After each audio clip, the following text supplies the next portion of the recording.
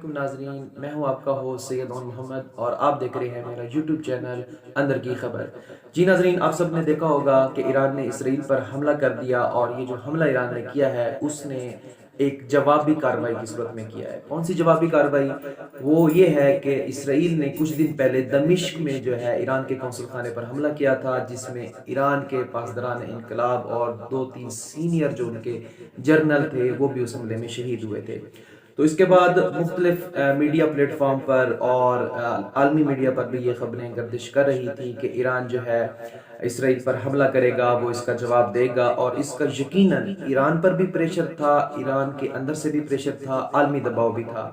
اور ناظرین، آپ یہ دیکھیں کہ 50 سال میں یہ واحد اسلامی ملک ہے جس نے کسی اسرائیل پر براہ راست جو ہے حملہ کیا ہے اور یہودیوں کو للکارا ہے۔ تو یہ ان کی ایمانی قوت ہے جو بھی ہے۔ اس سلسلے میں ہم نے اپنے چینل کے توسط سے ناظرین 2 دن پہلے ہی آپ سب کو آگاہ کر دیا تھا کہ ایران حملہ کرے گا، جس کی امریکہ کا میڈیا اور عالمی میڈیا بھی کہہ رہا تھا کہ ایران جلد یا بدیر حملہ کر سکتا ہے۔ تو اس نے جو ہے حملہ کیا، اور اس نے اپنے بیلسٹک میزائلوں اور ڈرونز کا استعمال کیا۔ اب اس کی تعداد مختلف چینلز پر اور مختلف جو ریسورسز ہیں ذرائع کے مطابق بتائی جا رہی ہے وہ مختلف ہے۔ کچھ کہتے ہیں کہ 300 کے لگ بھگ میزائل اور ڈرونز کا استعمال تھا، کوئی 200 کا کہہ رہا ہے، بہرحال جو بھی ہے۔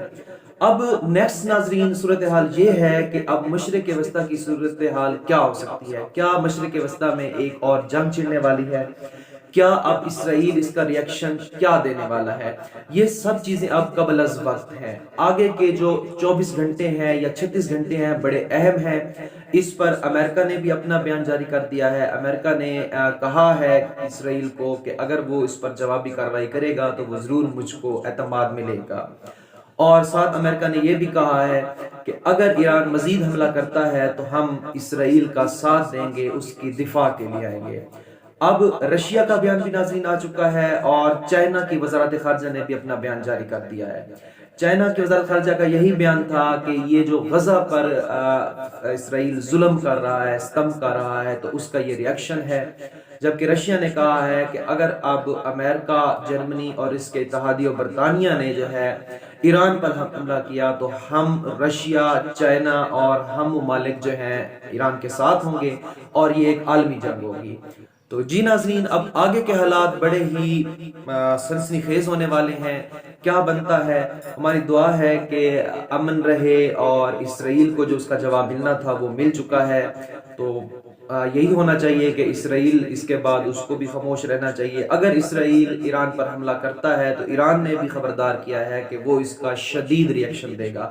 ناظرین، خیال رہے کہ ایران نے یہ جو حملہ کیا ہے اس نے صرف اسرائیل کی مخصوص اور فوجی تنصیبات کو نشانہ بنایا ہے۔ ایران نے یہ باور کرایا ہے کہ وہ یہ حملہ صرف اس کو یہ سبق سکھانے کے لیے دے رہا ہے کہ اگر اسرائیل ایران پر حملہ کرے گا تو وہ جواب دینا جانتا ہے، اور اگر اس نے جوابی کارروائی مزید کی تو ایران کا جو ریاکشن ہوگا وہ سخت ہوگا، اور اس کا اسرائیل کو نقصان اٹھانا پڑے گا۔